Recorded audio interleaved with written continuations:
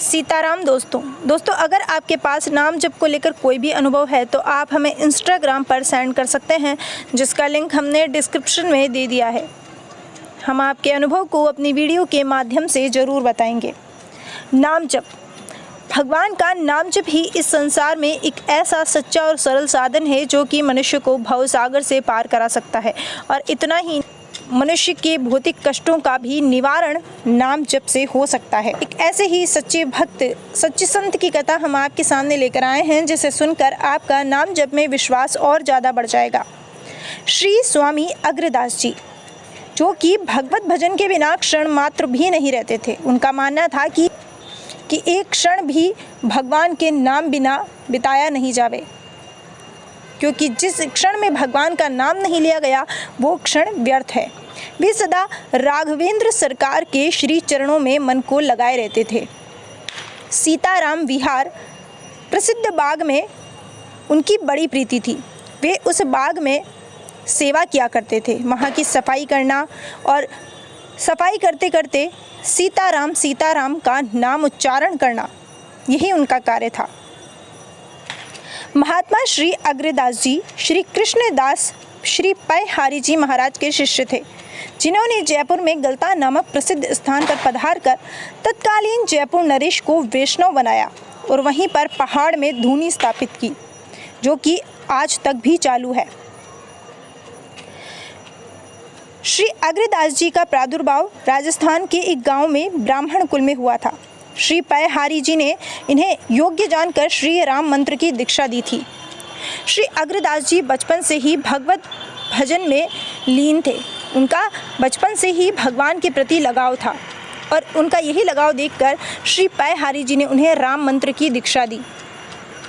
एक बार की बात है, श्री अग्रदास जी महाराज भगवान के नाम का प्रचार प्रसार करने के लिए गांव-गांव में घूम रहे थे और ऐसे ही वो एक गांव में पहुँचे, जहाँ पर एक सेठ जो कि परम वैष्णव था और उसने संतों की खूब सेवा की और 1 महीने तक उन्हें वहाँ पर रोका। लेकिन 1 महीना होने के बाद जब संत वहाँ से आने लगे तो उसी दिन जो वो सेठ थे तो उनके पुत्र की सांप के काटने से मृत्यु हो जाती है। और कुछ लोग जो संतों के विरोधी थे वो संतों पर उंगलियां उठाते हैं। वे कहते हैं कि देखा संतों की सेवा का क्या फल है। ये बात जब श्री अग्रदास जी को पता चलती है तो उन्हें बड़ा दुख होता है। वे सोचते हैं कि इस तरह तो संतों की सेवा कोई नहीं करेगा और इस तरह तो सब भगवान से विमुख हो जाएंगे। वे उसी समय भगवान का चरणामृत लेते हैं और अपने इष्ट श्री राम का ध्यान कर कर वो चरणामृत सेठ के पुत्र पर छिड़कते हैं और सेठ का पुत्र इस तरह जाग जाता है जैसे वो अभी अभी सोकर उठा हो। ये देखकर सभी गांव वाले आश्चर्यचकित हो जाते हैं और जो वे विरोधी थे, जो संतों के विरोधी थे, वे भी श्री अग्रदास जी महाराज के चरणों में गिर जाते हैं। श्री अग्रदास जी महाराज की एक ऐसी ही एक और सत्य घटना है। श्री अग्रदास जी महाराज सीताराम विहार प्रसिद्ध बाग में सेवा कर रहे थे और उसी समय वहाँ पर राजा मानसिंह उनसे मिलने आता है। अब जब श्री अग्रदास जी महाराज को पता चलता है कि उनसे मिलने के लिए राजा के साथ साथ बहुत सारी भीड़ आई है, तो वे एक जगह जाकर भगवान के ध्यान में मग्न हो जाते हैं। और जब ये बात नाबाहारी जी को पता चलती है तो वे वहाँ जाते हैं और देखते हैं कि श्री अग्रदास जी महाराज प्रभु के भगवत भजन में लीन है।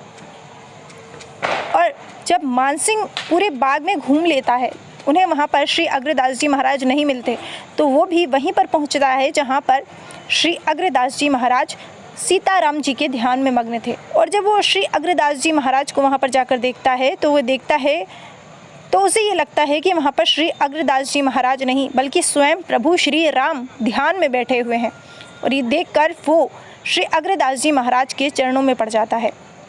दोस्तों, जब कोई भक्त भगवान का सच्चे भाव से नाम जप करता है तो फिर उसके अंदर भगवान के गुण आने लगते हैं, उसके अंदर भगवान की छवि आने लगती है, जैसे कि श्री अग्रदास जी महाराज के साथ हुआ। श्री अग्रदास जी महाराज उच्च कोटि के संत थे